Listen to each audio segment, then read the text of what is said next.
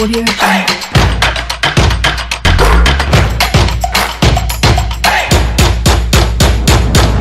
Bonjour à vous auditeurs et internautes de la 91.9, c'est l'heure où le foot européen prend le pouvoir pour faire le tour des majeurs et commenter les matchs phares du week-end et autres sujets.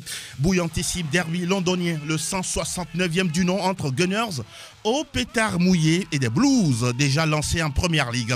Arrêt sur Arsenal devenu un club de seconde zone au royaume de sa majesté.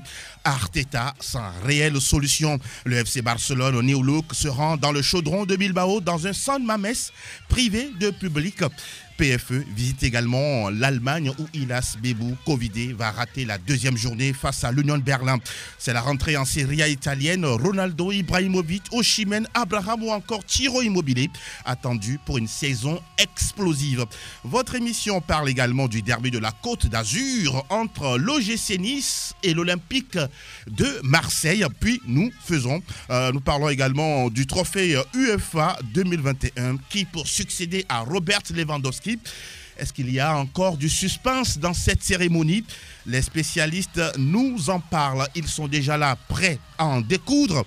Yaya Lenli, bonjour et merci d'être avec nous. Bonjour Angelo, c'est toujours un plaisir d'être sur ce plateau et de partager le plateau surtout avec mes frères. Ah oui, ils sont là, vos frères. Vicente de Noussoulé, bonjour. Bonjour Angelo, bonjour à toutes les auditrices et tous les auditeurs. La précision est de mise. Hein. Elle est de mise. Merci, nous venons tous d'une maman, d'une mère. Donc, ce sont également nos épouses, nos sœurs et voilà. Noël de Souza, ça vous fait sourire. Bonjour, bienvenue. Bonjour Angelo, bonjour à tout le plateau, bonjour aux fidèles branchés. We are back. Hein. Ah oui, we are back. Ah oui, ça montre que vous avez maîtrisé votre cours d'anglais. Oui. Vous ne les avez pas séchés, hein? Non, j'aimais tellement l'anglais que je ne pouvais pas... J'aime cette langue. Oh, super. Oui. Ok, comme vous le dites si bien, c'est magnifique. Et le duo, l'autre également, il est bien magnifique. Il s'agit d'Edom Adovon et puis de Sa Majesté Pélagie Mekoum qui vont être avec nous jusqu'à la fin de cette émission Destination 10h. Let's go. Première Ligue Express News.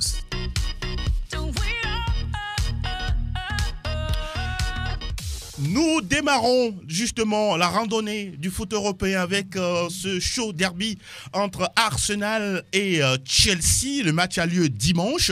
Alors la première question qui vient tout de suite à l'esprit, est-ce que cette équipe d'Arsenal peut rebondir face à ces Blues de Chelsea, vainqueurs récemment de la Super Coupe d'Europe et qui ont également bien lancé leur saison face à Crystal Palace? Yahya? Un derby reste toujours un derby. Arsenal peut se réveiller, effectivement, mais vu la forme actuelle d'Arsenal, et Arsenal est aussi muet sur ce mercato, et je ne vois pas Arsenal en pleine forme pour affronter ce Chelsea qui vraiment est une équipe difficile à cuire maintenant et qui...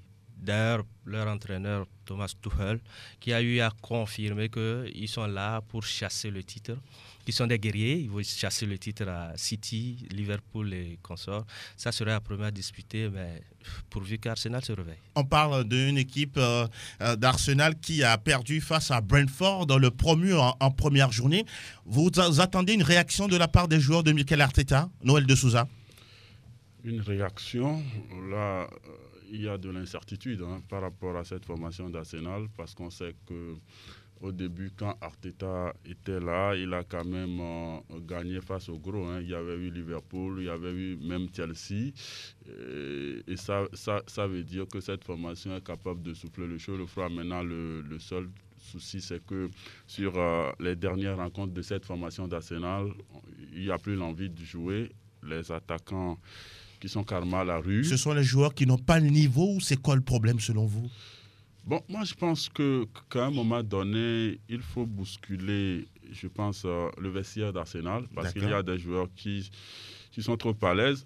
Vous voyez les salaires de ces joueurs-là, ce ne sont pas les derniers de la classe. Ils sont bien payés, mieux payés parfois même. Vous prenez Aubameyang, vous prenez Lacazette, ce sont des joueurs qui en mettent plein les poches. Maintenant, pourquoi le rendement n'est pas là? Je pense que Mikel Arteta, à un moment donné, est également responsable de cette situation parce qu'il manage, à mon avis, il manage les joueurs, je pense, avec l'éthique, avec la déontologie. Il ne veut pas bousculer les choses. On va rester plus sur le match face à Chelsea avant de revenir sur le débat. Sur le match face à Chelsea, je pense qu'il y aura une formation d'Arsenal qui va toujours essayer d'avoir la balle. Maintenant, ce qu'il faut faire avec la balle devant, c'est le seul problème d'Arsenal aujourd'hui. Quand je prends Lacazette, qui est toujours dans sa case, Aubameyang, à mon humble avis, qui est toujours dans cette ville-là, je ne sais pas, au Yem ou quelque part au Gabon, qui n'est toujours pas revenu. Ça veut tout simplement dire que vous avez vos flèches devant qui avaient l'habitude. Je prends Nicolas Pepe également, qui, à mon humble avis, est en train de s'amuser, en train de foutre en l'air sa carrière. Donc, vous ne voyez pas Arsenal titiller cette équipe de Chelsea? Cette mauvaise performance des attaquants conjuguée aux erreurs défensives qui se répètent, je vois Arsenal sortir un grand jeu pour pouvoir battre Chelsea. Sinon, Tourelle et sa formation, c'est quand même une foule de guerre pour le moment. Chelsea, logique favori de ce match, Vicente? Oui, a priori, c'est une affiche déséquilibrée parce que quand on prend aujourd'hui les deux clubs, c'est quand même le jour et la nuit. Et donc, Chelsea qui est sur une étoile, qui est tout simplement sur le toit de l'Europe aujourd'hui. Mais quand on prend Arsenal aujourd'hui, c'est quand même une défaite d'entrée en championnat. Face alors à un promu. Face à un promu en première ligue depuis 74 ans, mais connu de 3 générations successives. C'est quand même... Vous faites fort. C'est quand même extraordinaire. Mais en même temps, on se rappelle encore de ce mercredi 2 mai 2021, dont Noël en parlait tout à l'heure, où Chelsea avait les faveurs de tous les pronostics, mais Arsenal est venu à bout de cette équipe de Chelsea qui était quand même cette équipe de Chelsea qui se préparait à soulever le trophée de la Ligue des Champions. Maintenant, aujourd'hui, quand on prend les deux équipes, c'est quand même déséquilibré. On sent que Chelsea a plus fait aujourd'hui. Chelsea a beaucoup plus de qualité, que ce soit individuel ou en collectif, parce que à plus forte raison, aujourd'hui, Lukaku vient s'ajouter à cet effectif-là. Mais on sent quand même qu'il n'y a pas Lacazette, il n'y a pas Aubameyang. Ces deux joueurs-là doutent encore d'être alignés hier, donc demain, dimanche plutôt. Donc je pense que c'est une affiche très déséquilibrée. Maintenant, il va falloir, comme Noël a dit, que Arsenal sorte encore le grand jeu pour faire une surprise aux fans. On attend de voir. Quand on voit un peu les statistiques entre ces deux clubs depuis la présence de la Première Ligue, même depuis la Football Association, ça fait quoi? 65 victoires pour Arsenal, 53 pour Chelsea, mais sur la forme du moment, Chelsea, en tout cas pour l'instant, Arsenal ne lui arrive pas à la cheville. Alors, on va ouvrir cette fenêtre pour parler de cette équipe d'Arsenal. Oui, depuis le départ d'Arsène Wenger, même à quelques années avant la fin de son règne avec les Gunners, cette équipe est restée méconnaissable, même si on se rappelle de la saison 2004, les Invincibles, Thierry Henry, Dennis Bergkamp, Robert Pires. Je vais en rester là. Oui. Depuis tout ce temps, 2004, qu'est-ce qu'il se passe pour que les dirigeants ne se mouillent pas le maillot, ne se donnent pas de la peine pour redonner une embellie à cette équipe d'Arsenal, Vicente? À mon avis, Arsenal a presque vécu la même situation que Man United. C'est-à-dire que la relève n'a pas été préparée après le départ de Arsène Wenger, tout simplement. Mais depuis l'Arsenal ne s'est toujours pas réveillé de son coma. Maintenant, je pense qu'aujourd'hui, les dirigeants ont compris qu'en fait, qu'il faut, comme Noël l'avait déjà dit, bousculer un peu le vestiaire, parce qu'il y a certains joueurs qui sont aujourd'hui indifférents à ce qui se passe à Arsenal. Lesquels D'ailleurs, on a vu avant le départ de Özil à Fenerbahçe, on l'a vu, il était tout simplement indifférent. C'est vrai, il recevait son salaire, il était bien à l'aise, mais sur le terrain ou encore, quand il est aligné, il ne se sent pas concerné. Aujourd'hui, Aubameyang, on se rappelle de la saison dernière, il n'a pas terminé la saison. Exactement. Voilà, il a donné des raisons personnelles à lui-même. Donc, je pense qu'il y a certains joueurs, comme Lacazette aussi, qui, parfois, sur le terrain, est nonchalant. Les premiers responsables sont-ils aussi défaitistes, moins autoritaires dans les décisions? Oui, moins autoritaires, parce que, moi, je sens que l'équipe d'Arsenal, c'est un peu comme une équipe de moins de 19 ans qui fait se mesurer à des équipes d'adultes de matures comme les Liverpool, parlait les des Chelsea. baby Gunners à l'époque. Évidemment, donc il y en a beaucoup qui se moquaient de cette équipe d'Arsenal et aujourd'hui même. Donc je pense qu'aujourd'hui Arsenal doit se réveiller parce que 8e la saison dernière, passée. justement, le pire bilan de Arsenal depuis qu'elle est arrivée en première Donc ça ligue. fait aussi un bon moment qu'Arsenal n'a plus joué la Avec Ligue quoi, des 61 Champions. points seulement. Évidemment, donc je pense que c'est quand même une vraie maladie qui a attaqué Arsenal et donc il va falloir se remettre de cette maladie. Aujourd'hui, on a vu, ou bien on voit la présence de Mikel Arteta. Vous parlez de cet homme-là qui est le disciple de Pep Guardiola. Est-il aussi médiocre dans le management? Il n'est pas médiocre dans le management, mais la question qu'il faut se poser, est-ce que Mikel Arteta, avec la formation qu'il a eu à faire, est-ce qu'il avait déjà les coudes? Il est arrivé trop tôt, Trop tôt. au bord d'un navire trop grand pour lui. Non, oui. C'est vrai qu'il y avait eu Wenger. Avant le départ de Wenger, il y avait quand même eu des saisons à vide. Hein. Oui. Après 2004, Unai Emery est passé par là, il a eu des 2004, difficultés je pense, également. 2005 ou 2006, une finale face au FC Barcelone. Oui. Et puis, juste après, c'était de l'eau. Ils ont eu à disputer des matchs de Cup, de Community Shield, mais oui, mais il n'y avait plus de la consistance. Quand on parlait d'Arsenal, personne n'avait plus, je dirais... le cœur à la suivre. Oui, on ne savait pas d'avance quel sera le sort de sa formation. Maintenant, aujourd'hui, Mikel Arteta, à mon humble avis, est arrivé trop tôt à Arsenal. Il faut un manager, quand je donne l'exemple d'un Ancelotti, des gens qui savent manager, qui savent quand est-ce qu'il faut bousculer. Il pouvait refuser quand même. Il pouvait refuser, mais vous savez, et on ne l'a pas obligé. Quand on vient de soutenir, on a son premier job.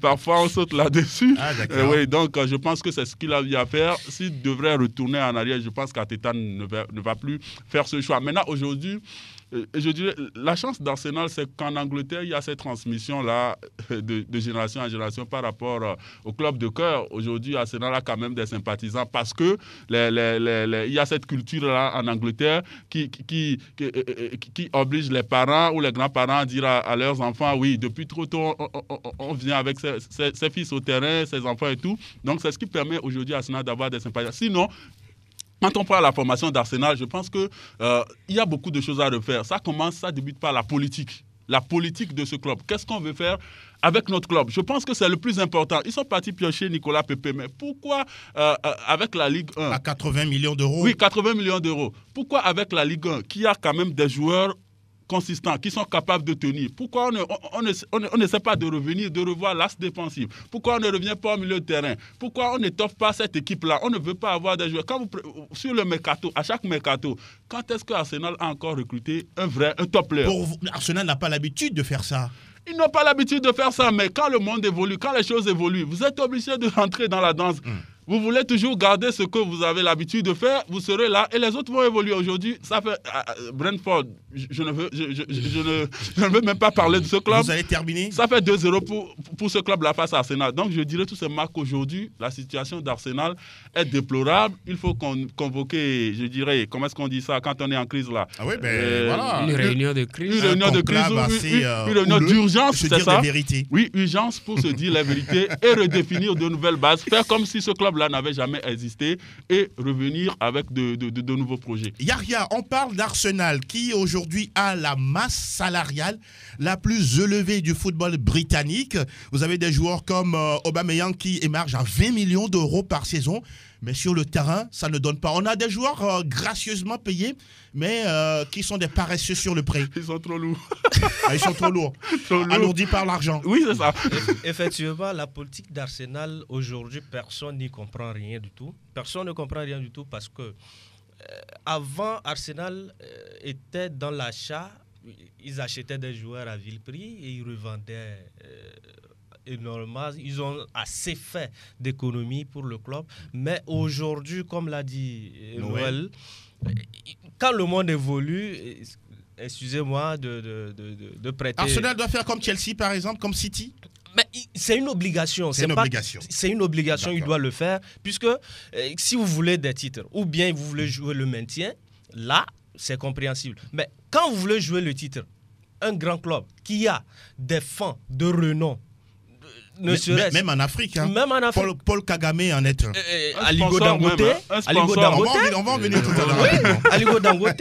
Donc aujourd'hui, et que ce club, entre griffes en seconde, se retrouve en seconde zone, complètement en seconde zone, c'est inadmissible. Voilà. On parlait tout à l'heure de Paul Kagame avec la marque Visite Rwanda au niveau de la Manche, de ce club, du maillot du club, et ça fait quoi, 40 millions d'euros investis par le président rwandais, tout ça pour la politique touristique de son cher pays. La dernière fois sur son compte Twitter, il a lâché des mots extraordinaires. Je vais peut-être vous en lire quelques-uns.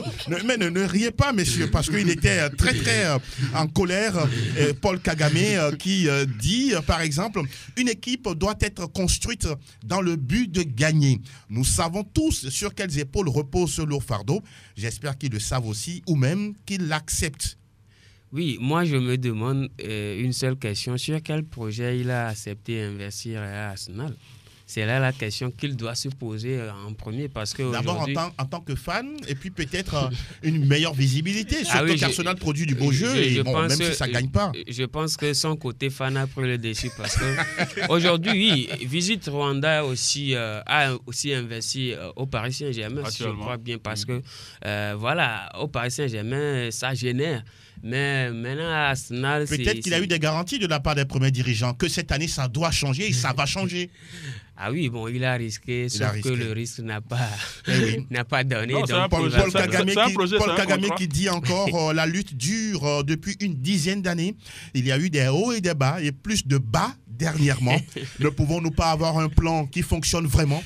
L'un des aspects à examiner sur le marché des transferts. Il est très, très énervé. Non, je pense que c'est normal de sa part. Quand vous investissez dans un projet, vous attendez un retour consistant. Qu'on le veuille ou non, aujourd'hui, avec Visite Rwanda sur les matchs d'Arsenal, ça permet également à Kagame d'avoir un retour considérable. Bien parce sûr. Qu'Arsenal perd ou pas, Arsenal est en Première Ligue, un des championnats les plus suivis du monde. Ça permet quand même aux quatre coins du monde, ceux qui sont là de voir, mais c'est quoi Rwanda, c'est quoi ceci, ils vont quand même essayer d'aller visiter le pays. Maintenant, vous savez, quand vous êtes derrière l'échec, c'est-à-dire, on l'a toujours dit, le succès à 1000 pères et l'échec est orphelin, ou bien c'est ça. Donc, je pense que Kagame, en tant que chef d'État, en tant que fan de ce club-là, va quand même, à un moment donné, quand on sait que c'est les réseaux sociaux qui permettent à tout un chacun de s'exprimer, c'est son ras-le-bol qu'il a juste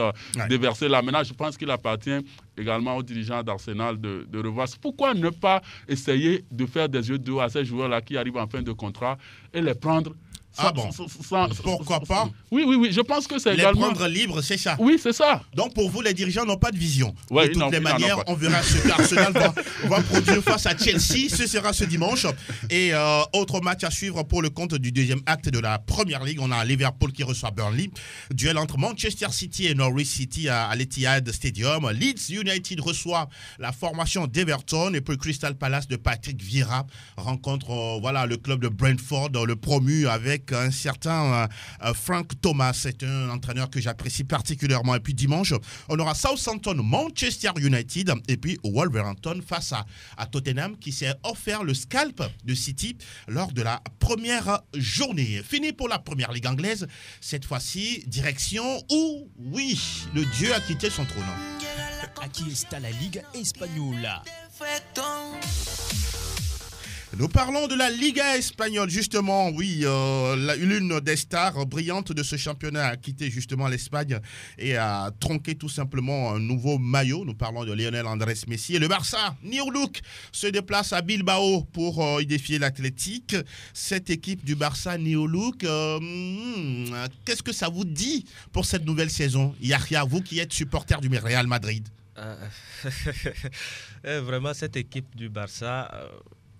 a perdu Lionel Andrés Messi, vraiment. Mais ils ont eu à recruter des joueurs qui étaient libres de tout contrat. Ils peuvent combler le trou. Memphis Depay, oui. Surtout ils peuvent combler le trou? Non, ils ne peuvent pas combler le trou à 100%, mais à 50%, oui. D'accord. À 50%, oui. À 50%. Même pas à 50%. Ah bon, voilà. Allez-y. Ce n'est que mon avis. Oui, bien sûr, et on le respecte. À peu près 25%. Et on le respecte. Allez-y, Yaya. Oui, puisque vu les débuts de Memphis Depay, ça promet. ça promet quelque chose. Brian White aussi qui poursuit sa lancée de l'Euro, pourvu que... Ils ont gagné 4-2 face à quelle équipe déjà? Real La Real Sociedad. Hein. Pourvu que ça continue et que... Ils Mais ont- le vrai test, Oui. plutôt, c'est dès demain. Oui, Dès face à demain, Bilbao, face à c'est Bilbao, une équipe dure à cuire. Ah, merci de le souligner. Une équipe dure à cuire et vraiment, moi je jugerai vraiment le Barça, Ok. la forme du Barça en cette début de semaine, de saison Oui. par cette rencontre. Par cette rencontre face à Bilbao, je vous voyais hocher la tête. Vous n'étiez pas forcément d'accord avec Yahya quand il fait sa déclaration. Noël de Souza. Non, je pense qu'aujourd'hui, le Barça a gagné 4-2. Ça ne veut rien dire.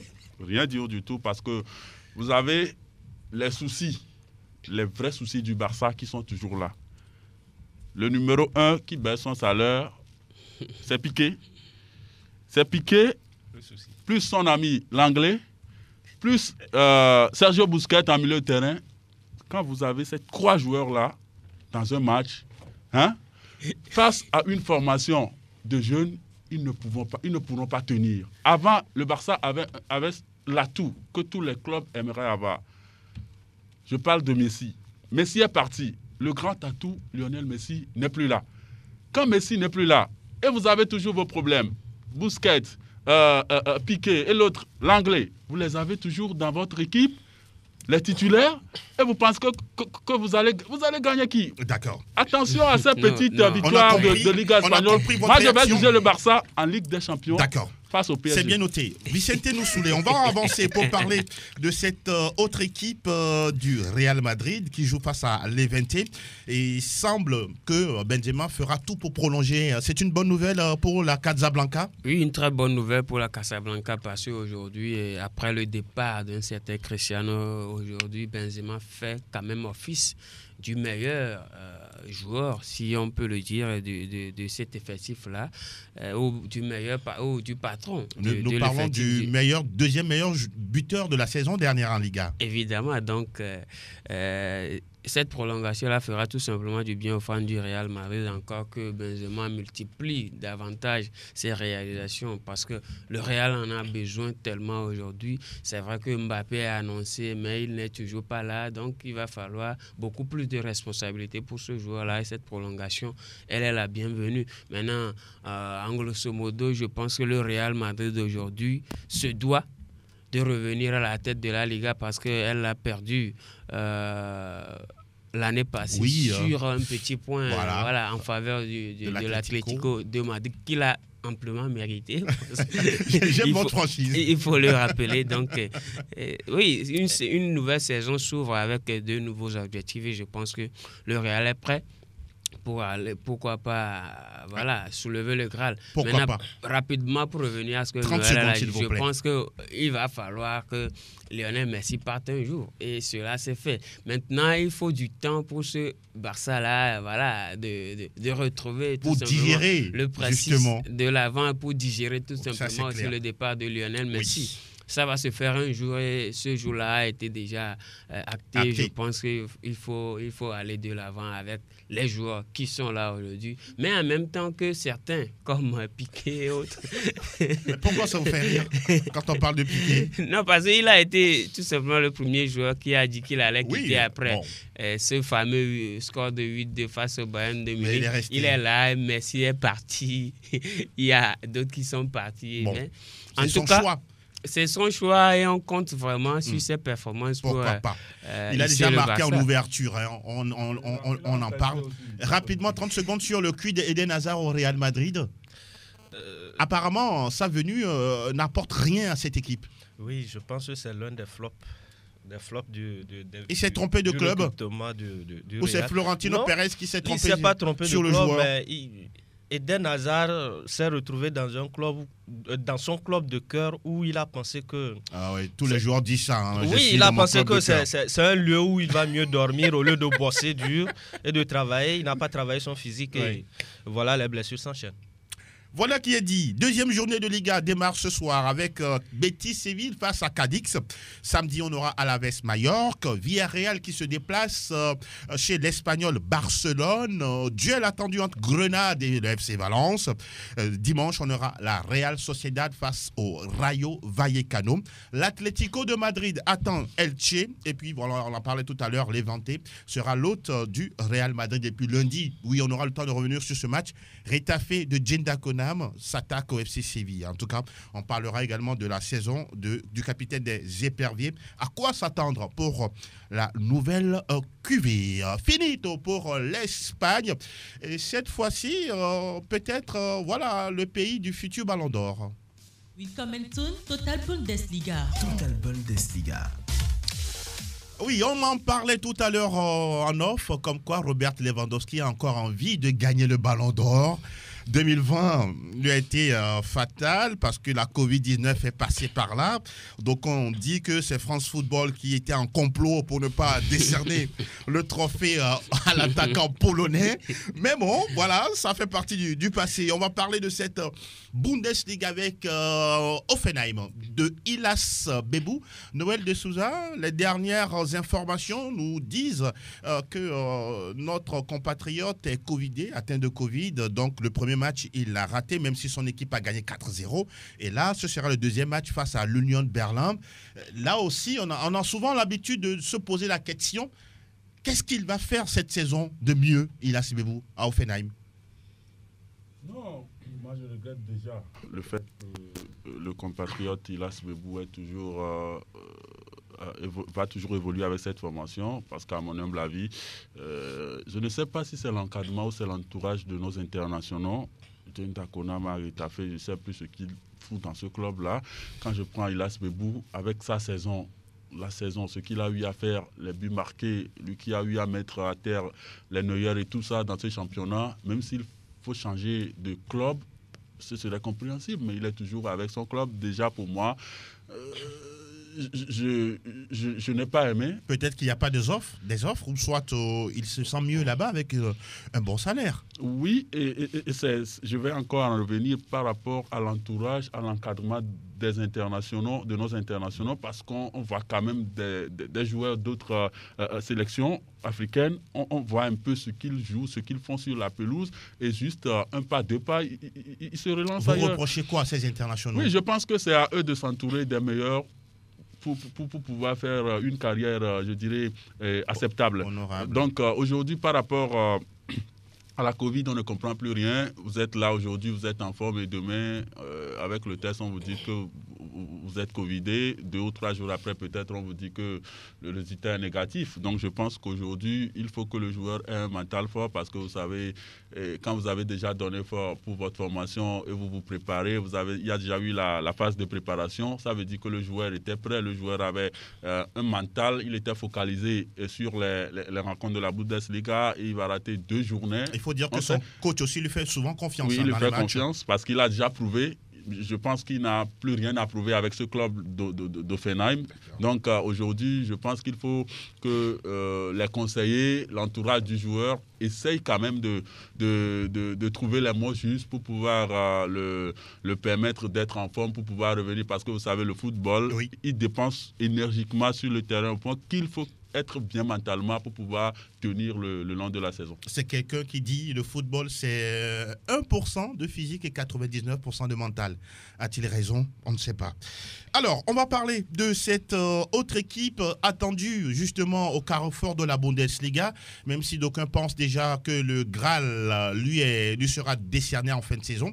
Nous parlons du Bayern Munich, mais le défi, c'est Julian Nagelsmann. Certes, il a gagné la Super Coupe face à Dortmund, mais c'est sur un match couperé. Sur la saison, il reste encore 32 journées. Vous voyez une autre équipe du Bayern de Nagelsmann? L'équipe du Bayern, les 3 dernières saisons, ils ont un démarrage de saison assez compliqué. Assez compliqué, mais avec le temps, la mayonnaise prend et puis reviennent jusqu'à... Ils remportent le Graal. Mais Nagelsmann, il vient d'arriver, même s'il était dans le même championnat, dans un club aussi un peu huppé, mais pas de la trempe du Bayern. Je rappelle que Neuer est plus âgé que Nagelsmann. Hein. Oui, d'1 an. Même si c'est 1 an, vous pensez que face à un Neuer comme ça, quel peut être son discours? Oui, il peut tenir un discours, c'est lui le capitaine du bord, et c'est à lui plutôt d'imprimer sa marque. C'est pourquoi des entraîneurs comme le disait De Souza, Ancelotti, Mourinho, quand ils arrivent dans un club, quelles que soient les stars qu'il y a dans le club, ils arrivent à s'imposer. Et c'est, pour parler de l'équipe en premier, c'est eux. Pour vous, il a besoin de personnalité. Il a besoin de personnalité, mais je pense que c'est un bon entraîneur et que il a des débuts compliqués, mais ça promet. En tout cas, surtout les Bavarois qui croisent les doigts pour Nagelsmann. On parle de l'entraîneur le plus cher de l'histoire. 25 millions d'euros déboursés par le Bayern, ça n'arrive pas tous les jours, messieurs, s'il vous plaît. C'est un club allemand, en tout cas. Alors, Et au même moment, le président qui tire sur les gens qui paient les joueurs. Bon, peut-être c'est, voilà, ça c'est un entraîneur. Fait preuve de mauvaise foi, peut-être parfois. Ils aimeraient avoir pourquoi pas le budget du Paris Saint-Germain. L'entraîneur, ce n'est pas avec de l'argent. Oui, rapidement parler de cette équipe du Bayern avec Dayot Upamecano qui est arrivé. Vous pensez que lui aussi, avec Nagelsmann, son ancien entraîneur, ça pourrait le faire? Oui, je pense que c'est la confiance qui est toujours là. Mais sauf que Upamecano n'est pas encore entré dans le jeu du Bayern Munich. On l'a vu sur ce match contre le Dortmund. Ce n'est pas trop ce Upamecano qu'on a connu du côté de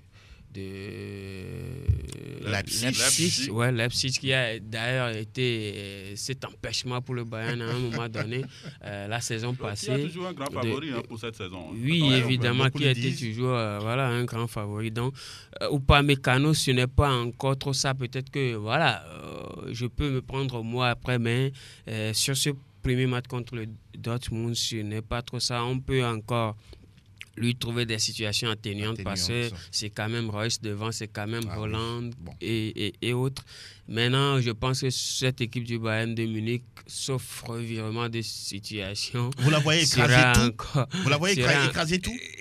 Pas écraser tout, plus ou moins, mais sera encore champion parce que le Bayern a toujours démarré ces saisons timidement et après ça accapare tout simplement du championnat. Donc, je pense que ce sera encore le même scénario, sauf revirement de situation. En tout cas, Dortmund est le seul club entre-temps qui a mis fin à l'hégémonie bavaroise. Samedi, d'abord, ce vendredi, on aura Leipzig qui croise Stuttgart à domicile. D'autres matchs, samedi, on aura Fribourg-Dortmund, intéressant à suivre, un match qui sera très très ouvert. Hertha Berlin accueille Wolfsburg, Francfort sera l'hôte de Augsbourg, Bochum reçoit Mayence, face à face Greuther Fürth qui est un promu face à Arminia Bielefeld, et puis Leverkusen face au Borussia Mönchengladbach. Cette équipe, elle me fait vraiment grosse sensation. L'équipe d'Alassane Plea. Et puis dimanche, Offenheim Union Berlin, on en a parlé tout à l'heure. Et puis le Bayern qui reçoit à l'Allianz Arena le FC Cologne. Match à suivre à partir de 15h30, temps universel pour les férus du FC Hollywood. Fertig pour la Bundesliga. Et nous continuons cette émission. Destination Benvenuto Calcio Italia. Nous parlons de la Serie A italienne, oui, les débats sont ouverts à partir de ce samedi. En tout cas, ils seront tous là, sauf Romelu Lukaku qui a quitté justement l'Italie pour l'Angleterre. Il y aura Tammy Abraham à la Roma, Cristiano Ronaldo à la Juventus, Osimhen au Napoli, Lorenzo Insigne à la Lazio, plutôt au Napoli. Au Napoli. Martinez à l'Inter Milan et puis Sa Majesté Zlatan Ibrahimovic au Milan AC.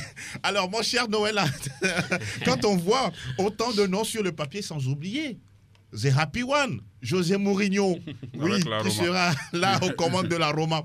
Alors, à quoi vous vous attendez pour cette saison en Italie? Oui, je pense que ce sera chaud. Déjà, avec José Mourinho, vous êtes sûr qu'au cours de chaque week-end, il va sortir des flèches à l'encontre de qui il va viser. Donc, ça veut tout simplement dire que ça va être chaud, qu'on le veuille ou non. Le Special One ou Happy One, il a cette spécialité, cette particularité de bien animer les championnats.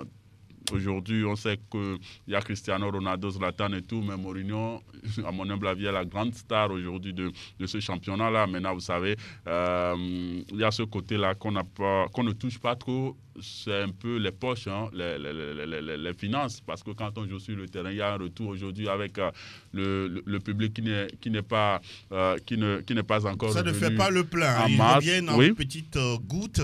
Et donc ça veut dire que, vous savez, la Covid est passée par là. Donc vous avez des clubs, je suivais quelque part hier où on disait quand même que ça va pratiquement être un championnat.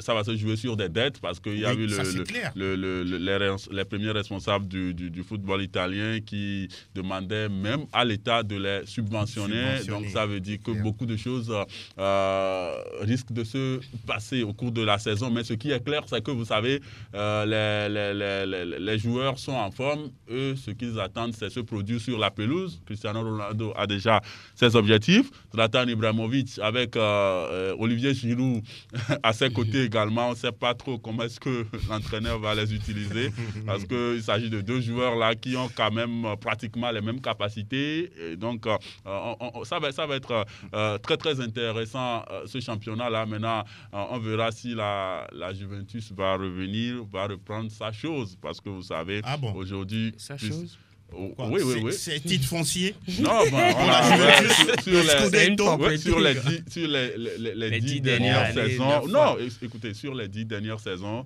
quand on fait le calcul, je pense qu'on peut, ne serait-ce que sur la dernière décennie, affirmer que... Ils en ont pris 9, non? Oui. Surtout qu'Allegri est de retour aux commandes. Affirmer que la Juventus va revenir avec sa chose. Maintenant, qu'est-ce qui se passe dans le... de dire ça, sa chose.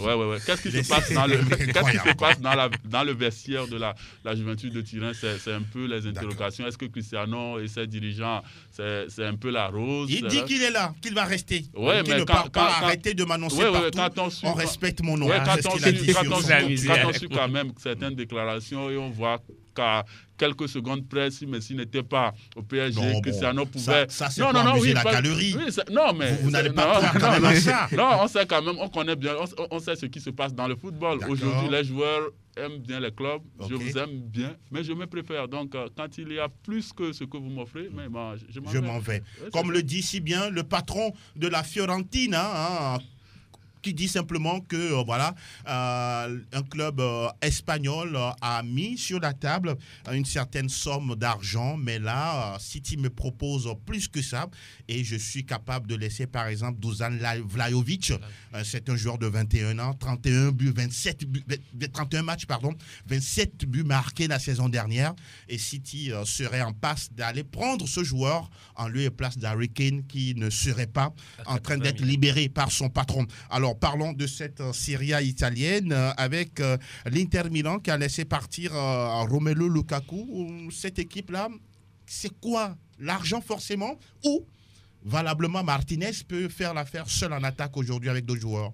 Oui, vous savez, c'était Lautaro Martinez qui était un peu la star bien avant l'arrivée de Romelu Lukaku. On peut dire que Romelu Lukaku est venu le faire de l'ombre tout simplement, surtout la saison passée où il a réalisé quand même 24 buts. Heureusement qu'ils se sont entendus en attaque. Heureusement que Lautaro Martinez, c'est un grand joueur qui apporte tant dans le jeu qu'au niveau du compteur. Donc je pense que c'est un joueur qui est très sociable, qui est très associatif avec son père qui n'est plus là, Romelu Lukaku. Donc je pense qu'aujourd'hui, il est libre de vraiment étaler tout ce qu'on pensait de lui, tout le bien qu'on peut penser de lui. Donc je pense que c'est tout à fait une aubaine, une occasion en or pour lui. Pourquoi pas de aussi rêver d'être meilleur buteur de la Serie A cette saison. Maintenant, en général, je pense qu'avec l'arrivée de Mourinho, Noël en a parlé. Oui. Il est aujourd'hui la star. On se rappelle encore de l'accueil qui lui a été réservé le 2 juillet 2021 passé.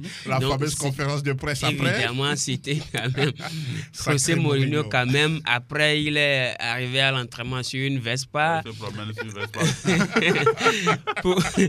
À la Mourinho, tout simplement pour faire parler de lui avec surtout ses punchlines, comme on le dit, ses flèches. L'arrivée de Tammy Abraham au sein de la Roma, Et il a connu le joueur à 14 ans, 15 ans, 16 ans, même s'il n'a pas évolué en pro avec Mourinho.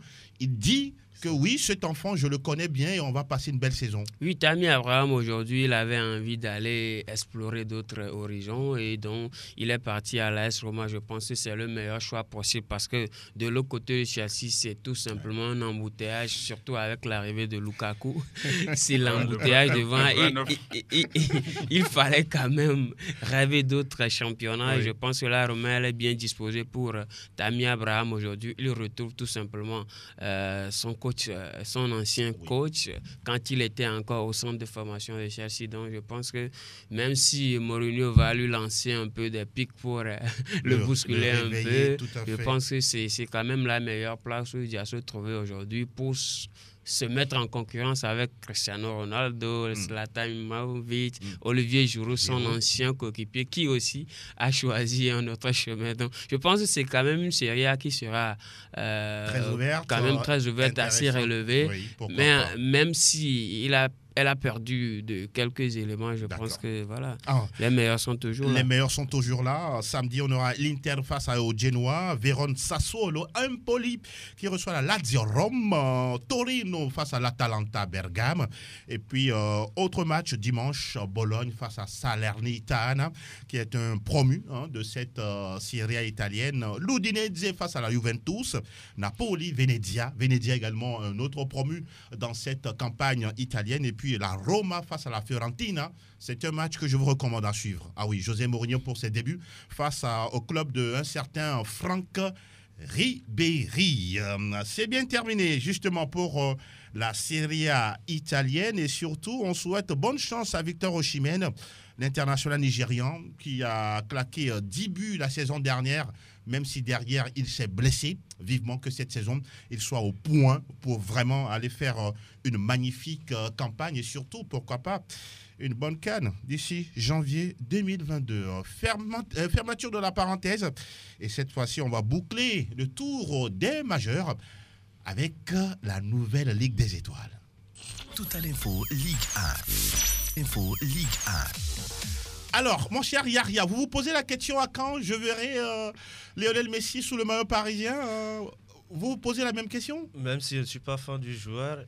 Ah, d'accord. Vous le dites aussi ouvertement. Ça, c'est bien. Même si je ne suis pas fan du joueur. D'accord. Pour un joueur de sa trempe, l'une des meilleurs joueurs du monde, étant un amoureux, un furieux du football. Je suis impatient de voir les débuts de Lionel Andrés Messi dans son nouveau club, le Paris Saint-Germain. C'est quand même incroyable de le dire, Messi, Paris Saint-Germain, on n'a pas encore l'habitude. Oui, mais on va faire avec. Le Paris Saint-Germain qui joue ce soir à 19h, oui, ça fait sourire Vicente. Face à Brest, oui, bon, on annonce, Donnarumma peut-être en début ou Mbappé qui serait là, mais pas forcément Neymar et Lionel Andrés Messi. Noël de Souza. Lionel Messi avec cette équipe du Paris Saint-Germain, qu'est-ce qu'il peut apporter selon vous? Oui, je pense qu'aujourd'hui, Messi avec le PSG, c'est beaucoup d'atouts. Vous savez, déjà quand on parle des finances, aujourd'hui, beaucoup de regards se sont tournés vers la Ligue 1 française. Ce cas précis énormément les premiers responsables de ce pays-là, de la France, parce que Messi derrière, c'est quand même beaucoup de sponsors qui courent, c'est quand même plusieurs sponsors, je parle des télés. Je vous arrête tout de suite en parlant de Messi, ce qu'il va rapporter à la France. 3 chiffres, 38 millions d'euros en prestations annuelles sociales sur la sécurité sociale, 10 millions 900 000 euros en impôts annuels versés au Trésor public français. Et puis, sur 3 ans de contrat, la Pulga va verser la bagatelle de 147 millions d'euros à la France. Très énorme. Ça, on parle de Messi, moi je les appelle les entreprises liées à Cristiano Ronaldo. Ça, c'est l'entreprise Messi. Maintenant, quand on va parler de résultats sportifs, projets sportifs. Indirectement, ce que ça rapporte, c'est énorme. C'est énormissime ce que va faire ce joueur-là. Maintenant, quand on revient sur la pelouse, vous savez, il y avait un Neymar du FC Barcelone et un Neymar du Paris Saint-Germain. Aujourd'hui, on risque de retrouver le vrai Neymar tout feu, tout flamme. Celui qui... Avant, c'était le faux. Depuis qu'il a débarqué au PSG, il n'y avait plus ce conseiller-là, celui-là qui était toujours prêt à travailler, à bosser dur, à foncer, à avoir un objectif.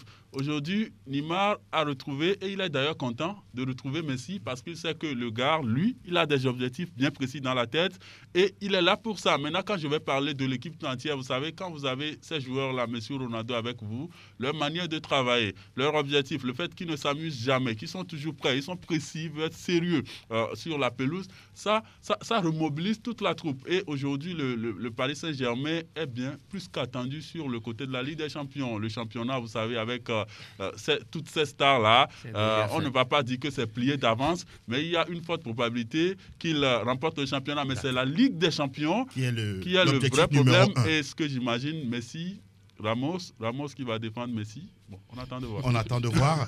Alors, l'autre match qui nous intéresse le plus, c'est Nice face à Marseille. Nice qui démarre en trombe ce championnat. L'Olympique de Marseille qui, pour l'instant, n'est pas aussi intéressant, clinquant. La dernière fois, il menait 2-0 à la mi-temps face à Bordeaux.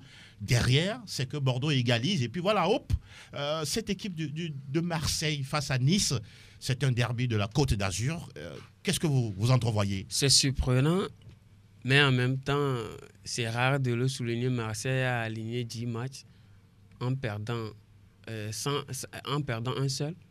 Avec 5 victoires, 4 matchs. Quand vous parlez de 10 matchs, c'est 10 matchs en championnat oui, ou vous prenez la pré-saison? Non, il faut oublier.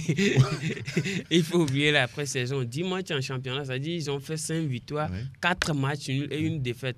À cheval entre les deux saisons, c'est ce que vous faites? Oui, à cheval entre les deux saisons. Nous parlons du championnat actuellement, mon cher Vicente. Oui, mais arrêtez de dédouaner Marseille. Non, je ne suis pas en train de dédouaner Marseille, mais il faut quand même reconnaître que c'est surprenant, cette statistique-là. En même temps, ce que Marseille propose sur le terrain ne donne pas envie de le regarder. Donc, on a encore vu l'autre fois face...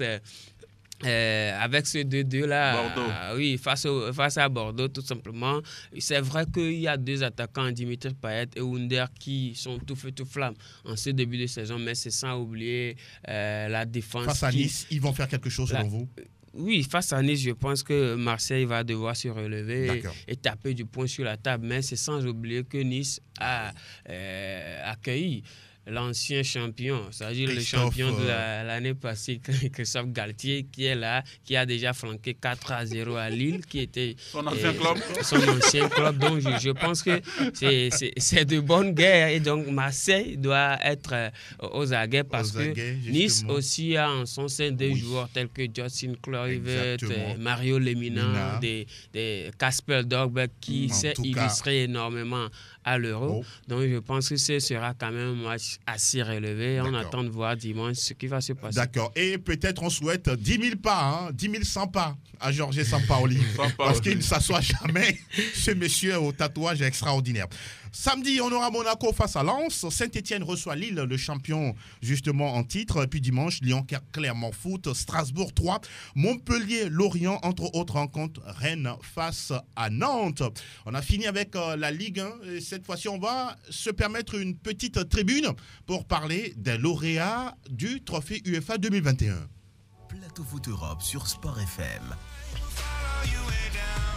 La tribune où les spécialistes disent tout haut ce que le public pense tout bas.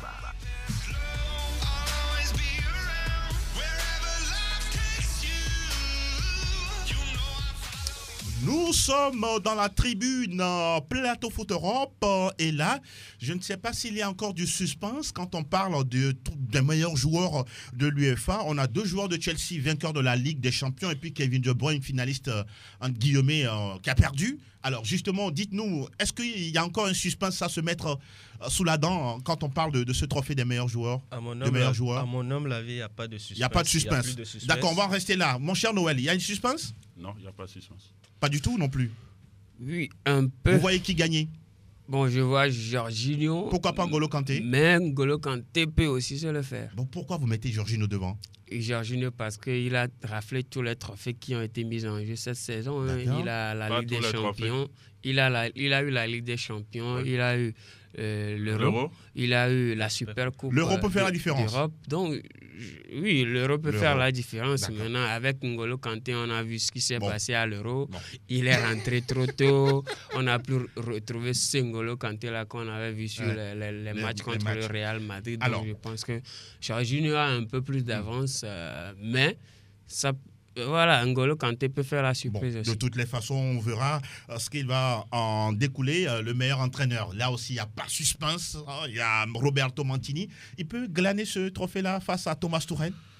Oui, Noël. Ça, c'est un peu l'UEFA aussi. On prend un entraîneur